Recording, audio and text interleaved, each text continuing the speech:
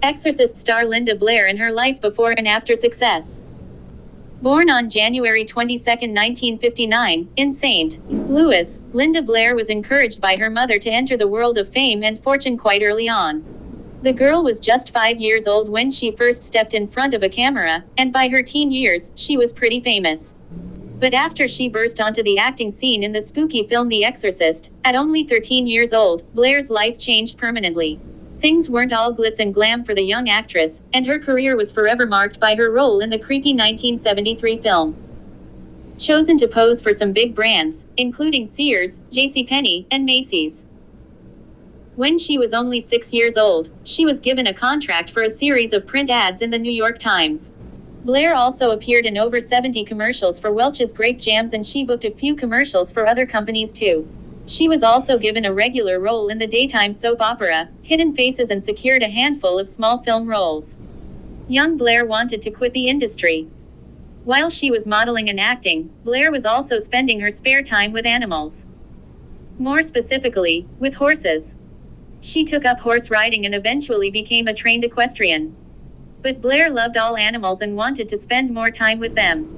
The young girl didn't want to spend all of her time on screens, though, and had dreams of working with animals. She said, "I wanted to be a veterinarian. When I was 13, I basically asked my mother if it was possible for this to end, that I'd had enough of it. And I truly had had enough." Then she beat the crowds to her most famous role. But before she could give up acting completely, an opportunity showed up at her doorstep. Blair and her mom, Ellie Norrie, heard about the Exorcist auditions and thought it would be a good idea for Blair to try out. The young girl thought this could be her last job. Director, William Friedkin, had already seen thousands of young girls eager for the part and was giving up on finding the perfect actress. But when Blair showed up, along with 600 other actresses, including Jamie Lee Curtis and Denise Nickerson, she immediately stood out. And she got the job. The Exorcist was a grueling job. Although this was a major role for 13-year-old Blair, it was anything but an easy job. Friedkin was a stubborn director and he had no problem with putting his actors through harsh conditions to get just the right shots. Blair was young and not yet fully introduced into Hollywood, but she managed through the long hours on set, extended makeup times, and impressive stunts. But a lot of this affected her much later on in life. Director X didn't want to use Blair's stunt double. Even though Eileen Dietz was hired as Blair's stunt double for The Exorcist, Friedkin made it known that he did not want to use Dietz in any more scenes than was absolutely necessary. He told Blair, "If you do not do all of this film, the film will be a joke." So Blair did almost every scene herself, only using her stunt double twice in the whole film. Blair said, "And they are two of the vomit scenes. I had really had enough of the vomit. I was warm, stinky, smelly, thick, gooey." Blair had to deal with freezing conditions. Along with doing her own stunts, poor Blair was also stuck freezing on set. The air conditioning units were used to keep the set cold, often below zero, to create the visibly cold breath that you see in many of the scenes. And while the staff and crew were all well protected against these cold conditions, Blair was more often than not in nothing but a nightgown. As an actress, film sets can be trying, but as a young teen, this must have been even harder to handle. And the makeup burned her young skin. Another challenge that Blair had to deal with while she was filming The Exorcist was the makeup that had to be used. She would often have to sit for hours while the crew got her into the right makeup looks for different scenes. But there were also a few scenes where the young girl needed to wear prosthetics. The glue that held these prosthetics onto Blair's face burned the poor teen's skin. There were so many things that a young girl should not have had to go through. The actress was also left with lifelong health issues. In addition to freezing while working, having to deal with burning skin, and long hours on set and in makeup, Blair also had to wear a harness for that famous levitating scene. This pulled on her back and she was injured during a technical failure. Blair suffered from chronic pain due to the harness and was diagnosed with scoliosis. She said, "The back injury was far more serious than I ever imagined and really affected my health negatively for a long time. Many thought the film set was cursed." The Exorcist was quite a heavy movie, and it dealt with a lot of religious and evil topics. But things started to get weird when it seemed like the whole set may actually be cursed. This started with a fire on set, which meant a delay in filming while they rebuilt. But then, deaths in the crew began happening. Two of the actors, Jack McGowan, who played Burke Dennings, and Vasiliki Maliaros, the actress who played Father Kara's mother, both died in the film, and both of them passed away before the film was released. Creepy indeed. Thankfully, Blair was not affected by the film's nature. Although this X-rated movie scared a lot of its viewers, the too young to watch it lead actress says she was never affected by the scary aspect of the film. This seems to be because Blair did not grow up a Catholic, and so possessions were not anything she was taught about before. The idea of being possessed by the devil never seemed like anything that Blair should be worried about in her own life. She said, "The Exorcist was a work of fiction. I didn't realize then that it dealt with anything in reality." But her audience was shocked. While the film didn't seem to scare its lead actress, it sure did affect many people who watched it. The release of the film happened in New York City and Blair went to watch it along with the public, although she was well under the legal age. Moviegoers were shocked to their core by the film, some even passing out from the horror. And many of them directed their disgust at Blair, rather than at the adults who made the film. Blair later said, "The amount of pressure that came down on me wasn't anything I was prepared for." Blair had to do press talks. With the outrage that was being directed at the young Blair, film producers decided it would be best for the teen to do press talks about the film. She was thrust in front of huge, sometimes angry, crowds and had to answer questions she barely understood the answers to. Blair remembered that time, saying, "They thought I had all the answers about faith and Catholicism. They'd put me on planes for these ridiculously long transatlantic flights, and then I'd be thrust in front of hundreds of people I often couldn't understand who were putting their faith into my hands. It was horrible."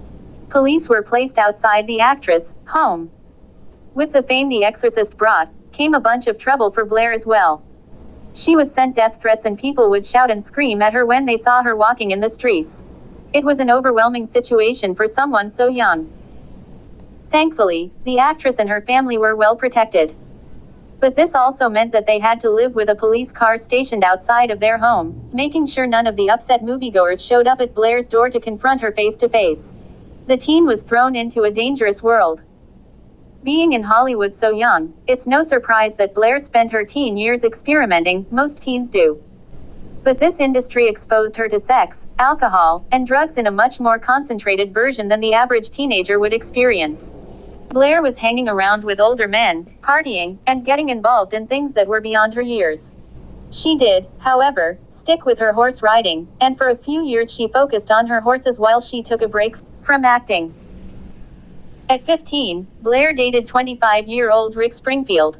In 1974, when Linda was only 15 years old, she met Australian singer Rick Springfield when they both attended a concert at Las Whiskey A Go Go.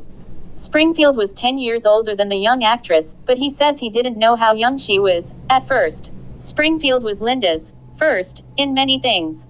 They had a somewhat quiet romance, but the media still got hold of the story and dragged Rick for dating what was a child at that point. Eventually, the two split up, but they remained friends and still think fondly of each other. Springfield wrote about Blair in his autobiography. She had a romance with Glenn Hughes. Another famous guy that Blair was linked to was Deep Purple's bassist Glenn Hughes. The two met through ex-bandmate, guitarist Tommy Bolin, who also had a short fling with Blair. Hughes and Blair's relationship began quickly, but Blair was deep in her drug use at the time. Throughout the shooting of The Exorcist and into post-production and publicity, a half-dozen crew members would insist that Linda Blair had emerged from the experience unscathed, but barely a year after the film wrapped, she was burning rubber in the Hollywood fast lane and, before the end of the decade, she would become a teenage alcoholic, bizarrely mirroring one of the dismal TV movies she starred in after establishing Regan McNeil as an offbeat cultural touchstone.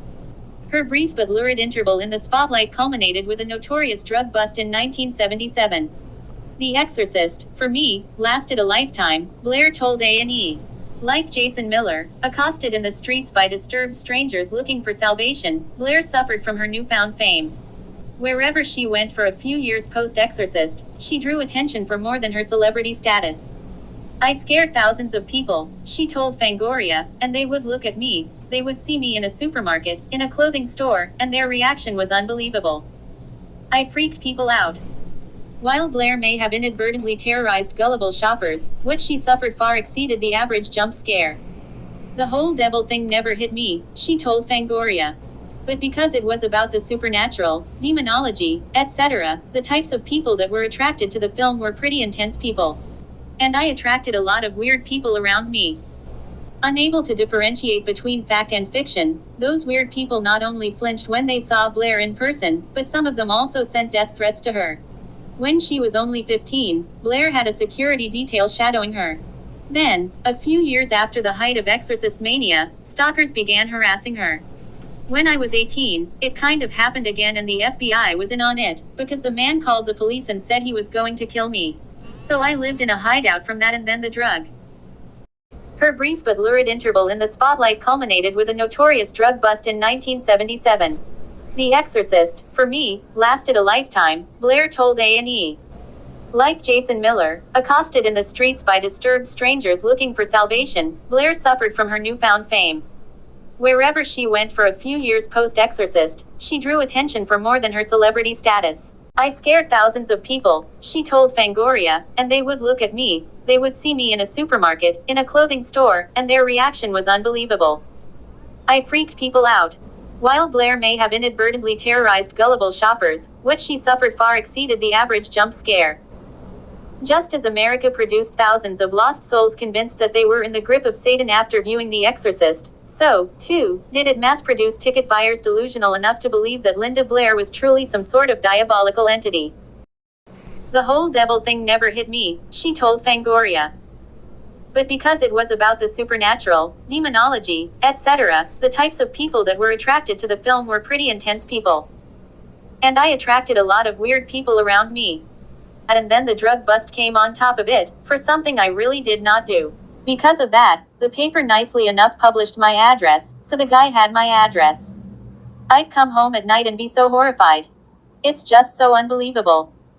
In 1974, the gossip pages also reported that Blair was dating 25-year-old Australian rock singer Rick Springfield.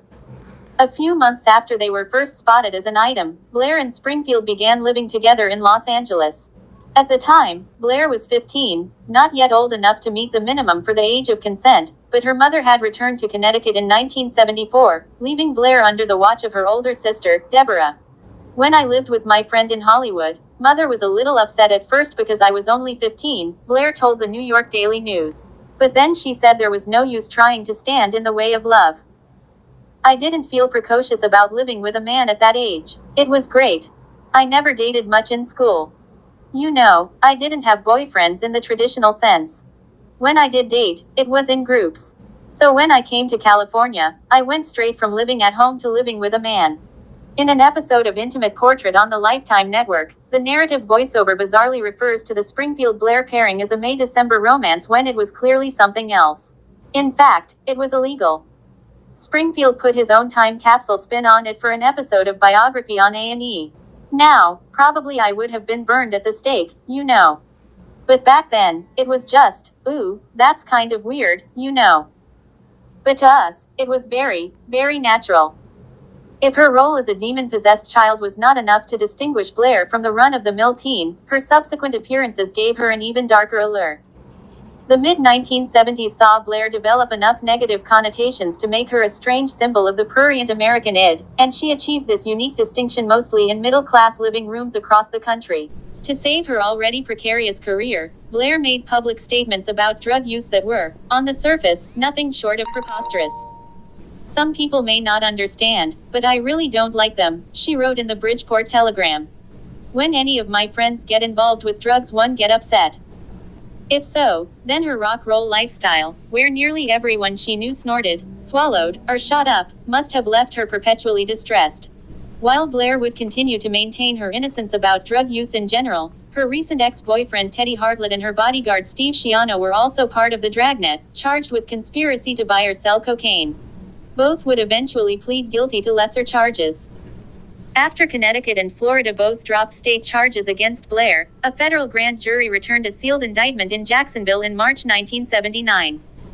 When testimony revealed that Blair had twice purchased cocaine in small amounts, each time 1/4 of an ounce, it was clear that what she was interested in was personal use. Because Blair was already implicated, prosecutors might have viewed her as someone who could shine a spotlight on the drug scourge, which would only get exponentially worse in the 1980s and 1990s. Most likely, the charges against Blair were trumped up. Although it was established that she used drugs and had purchased cocaine from Mangum, the conspiracy angle suggested prosecutorial overreach. In the late 1970s, half the entertainment industry in America snorted cocaine. It was one of several adult fads produced by the Me decade, along with porno chic films, wife swapping, and primal scream therapy. The whole town of Hollywood is coked out of its head, Robert Blake once said. Eventually, after numerous court appearances, Blair would plead guilty to conspiracy to possess cocaine, a federal misdemeanor, and a significant downgrade from the original charge of intent to distribute. In June 1979, U.S. District Judge Howell W. Melton sentenced her to 3 years of probation and ordered her to perform community outreach. Blair was also fined $5,000. At around the same time as her legal ordeal began, Blair saw Exorcist 2, the heretic bomb in theaters, damaging her hopes of a future beyond sensationalized TV appearances. Directed by John Boorman, who had distinguished himself with the modernist noir Point Blank and the harrowing blockbuster Deliverance, Exorcist 2 was one of the great follies in Hollywood. Its initial reception from opening weekend viewers, which included uproarious laughter and debris hurled at the screen, so disturbed Warner Brothers that Boorman raced back to Hollywood to re-edit the film and shoot new scenes in hopes of salvaging the international box office. Nothing, however, could be done to improve such absurdity. After her plea deal, Blair returned to the screen in Roller Boogie, produced by Brooklyn huckster Irwin Yablans to exploit the twin fads of disco and roller skating. A minor hit, Roller Boogie was the last time Blair would star in anything even remotely resembling a mainstream release until 1990 when she spoofed her role as Regan McNeil for the Coralco film Repossessed. Her projects were notable for alternating between pure exploitation and sheer ineptitude, with a few films shelved before achieving delayed release and others so fringe that they were ignored when they opened. Savage Island, for example, was a grindhouse cheapie that almost defies description. It is 3 different films cobbled together to produce one 79-minute adventure in sleazoid trash. After cutting and pasting parts of 2 existing Italian torture fests, Escape from Hell and Orinoco, Prison of Sex, both from 1980, the producers asked Blair to appear, with a machine gun, for a prologue and a bloody ending that totaled 1 reel of screen time. A job is a job, Blair told the Los Angeles Times, reflecting a pragmatic worldview that jived with her general indifference toward acting. By the mid-1980s, the arrival of VHS created the direct-to-video market, which fed the insatiable hunger for fringe trash.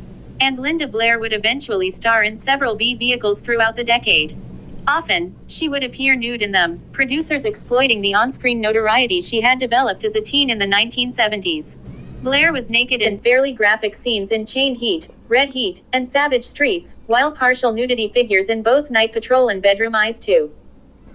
In a 1987 interview with Fangoria, Blair, still only 28, looked back with acrimony, not professional detachment, over some of her roles. "I personally hate Chained Heat," she said, about the outre women in prison quickie co-starring Sybil Danning. "I've never even watched the whole thing. It made good money, but it was a piece of trash. To this day the problem with my career is that this film keeps playing and producers don't want to hire me because of it. Chained Heat has actually ruined my career. Plus, it was not the movie I signed to do. I signed to do a totally different movie that was made, and it's a really big problem in my life. Wow, was I unprotected." In an interview with Deep Red magazine, "The script they gave me for Chained Heat was nothing like the script that we ended shooting. The movie became a T&A film. I cried more than you'll ever know, but there was nothing I could do. I had already been paid. Managers weren't there to support me. It was awful. It was a case of either take my top off in the shower or get sued. I can't tell you that this is a great business. People can be really mean." Still, Blair was a survivor. She spent the next 2 decades or so as what might be uncharitably called a D-list celebrity, starring in direct-to-video foolishness, making guest appearances on countless television shows, popping up, somehow, in a pair of Australian cheapies, becoming a regular on the Hollywood squares, and then, finally, enjoying a steady gig as the host of Scariest Places on Earth, a ghost hunting show that aired on cable for several years. But there has never been anything uncharitable about Blair, whose philanthropic pursuits, ranging from environmental causes to rescuing dogs, are a far cry from her early post-Exorcist life when she faced the strange results of a strange celebrity profile. "How would you like it," she once asked, "if every day, everywhere you go, someone would ask, spin your head or throw up?" As you leave the page, don't forget to hit the like bell. and subscribe to the channel if you haven't done so as yet. Thank you for watching.